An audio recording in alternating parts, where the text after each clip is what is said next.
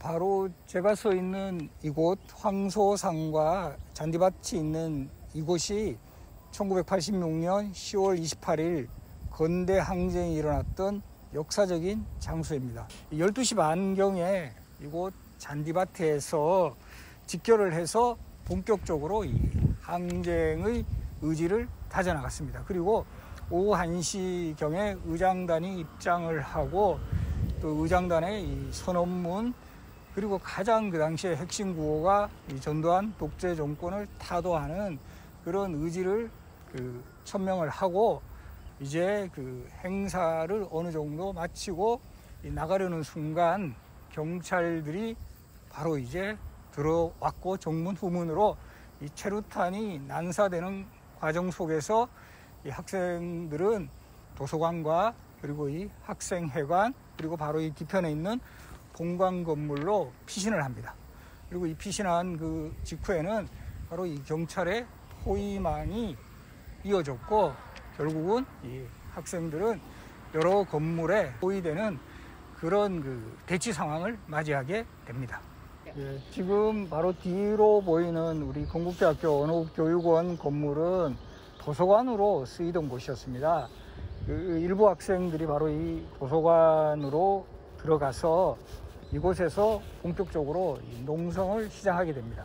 그리고 이 10월 29일 그 다음 날이죠. 이제 이영창 서울시경국장이 현장에 출동을 해서 이 농성에 참가한 학생들 전원 여행을 지시를 했고 이 학생들은 끝까지 저항할 것을 선언을 하면서 이제 반독재 애국학생투쟁연합 끝까지 투쟁하자, 그리고 친미 군사독재 타도하자, 그리고 이 미제국주의 몰아내자 등의 구호를 외치면서 이 본격적인 농성에 돌입을 했습니다.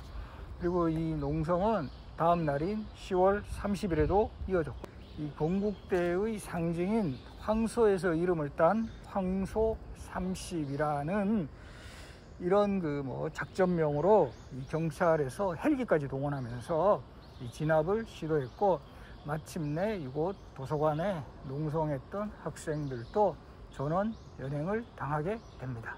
현재도 건국대학교 본관 건물로 사용이 되고 있는데 항쟁 지도부의 지휘본부로 사용이 되었습니다.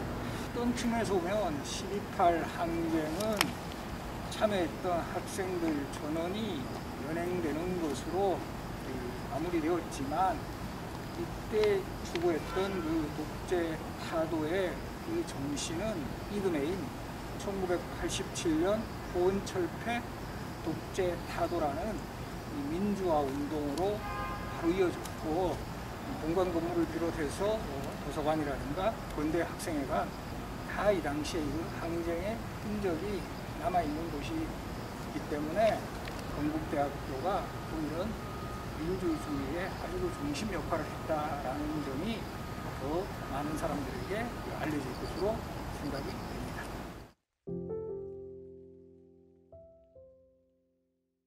한국 사회를 개혁하거나 변화시키기 위해서는 그 당시에 군부 독재를 타도해야 한다. 이런 목표를 두고 만든 게 민족민주투쟁위원회, 민민투라고 흔히 불려지는, 또 이제 미국이나 예소 그런 것들을 먼저 해결해야 된다. 그래서 그게 이제 자민투라고 해서 사실 반공개 조직으로 있었어요.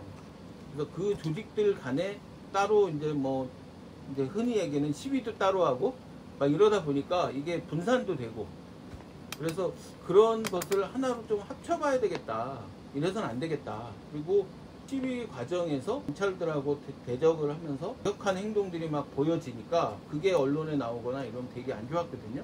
그래서 그런 것을 하나의 문제로 좀 해결할 수 있는 방법이 뭐가 있을까.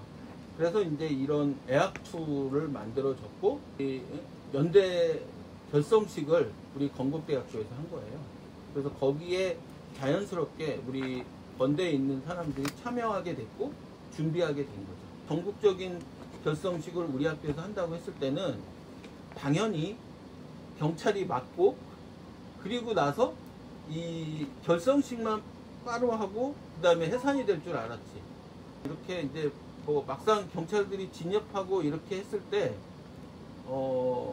그렇게 이렇게 우리가 다 건물 안으로 들어갔는데 가서 이렇게 우리가 농성이나 이런 걸 준비를 안 했기 때문에 경찰들이 계속 포위하는 것처럼 돼 있다 보니까 못 나간 거지. 이제 사회과학관이나 뭐 이렇게 각 건물로 어떻게 보면 경찰들을 피해서 피신해 가요. 그 당시에 다친 사람들이 좀 많이 있었고요. 이제 저 같은 경우 이제 화상으로 인해서 이제 피해가 있었던 거고, 지금도 가끔씩 후유증은 있고요. 아니 나는 이제 수업이 있었고 당일날 그 집회를 하길래 이제 갔다가 아는 친구들 선배들도 있고 그래가지고 거기 이제 자연스럽게 뭐 합류해서 하다가 뭐 이제 갑자기 집회 말미에 이제 최루탄 막 터지고 하면서 쫓겨가가지고 이제 들어가게 됐죠.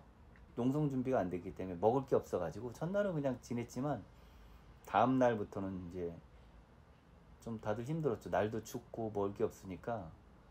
지금도 그렇지만 당시에는 이제 학생활에 이렇게 동아리 룸들이 있으니까 이렇게 동아리 룸들을 해가지고 혹시 뭐 학생들이 싸운 도시락이라든지 빵이라든지 이런 걸 좀 모아서 먹었던 기억이 나요. 근데 배부르게 먹을 수는 없었고, 그리고 한 두 번째 날만 해도 집에 가리라는 생각을 했는데 이틀 3일 되니까 이제 뭐 다들 지치기도 했고, 그렇지만 뭐 이렇게 계속 경찰에서는 투항하라고 그랬는데 뭐 우리가 무슨 폭도도 아니고 왜 투항을 해. 그냥 집에를 가야 되겠다. 그래서 아마 안전귀가 보장, 이게 당시 요구의 하나였어요. 이렇게 귀가하게 해주면 해산하겠다.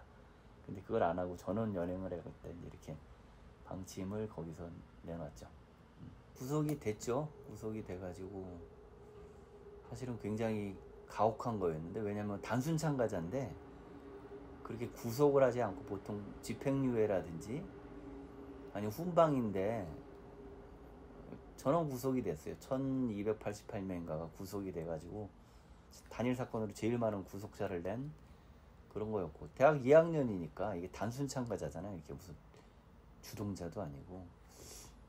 구속이 돼가지고 나는 한 3개월 정도 교도소에 있었어요. 나중에 집행유예를 선고받고 최종적으로 나오게 됐죠. 벌써 30여 년이 훨씬 지났잖아요.